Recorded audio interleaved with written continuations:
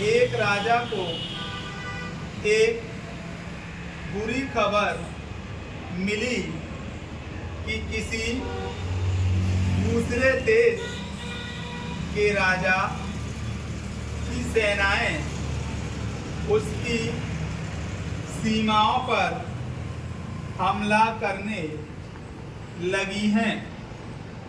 थोड़ी सी देरी में यह खबर शहर के हर कोने में फैल गई।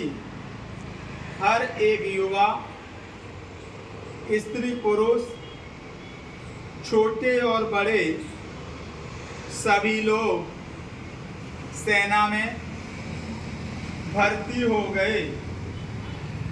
उसी शहर में एक गरीब बुढ़िया भी रहती थी। उसके बुढ़ापे का सहारा और आंखों का तारा उसका 12 वर्ष का बेटा ही था। संकट की खबर सुनते ही बुढ़िया लड़के को राजा के पास ले गई। वहाँ उस समय लड़ाई के बारे में विचार हो रहा था। बुढ़िया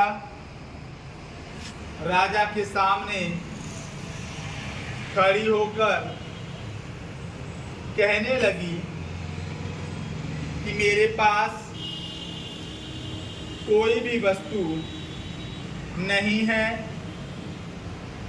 जिससे मैं देश की सेवा कर सकूं। मेरे पास यही इकलौता बेटा है। दूसरी माताएं जैसे लड़कों व लड़कियों को लड़ाई में भेज रही हैं, वैसे ही मैं भी बेटे को लड़ाई में भेजने के लिए उत्सुक हूँ। राजा ने बुढ़िया की ओर देखा और कहा कि मेरी यह इच्छा है कि तुम इसको घर वापस ले जाओ।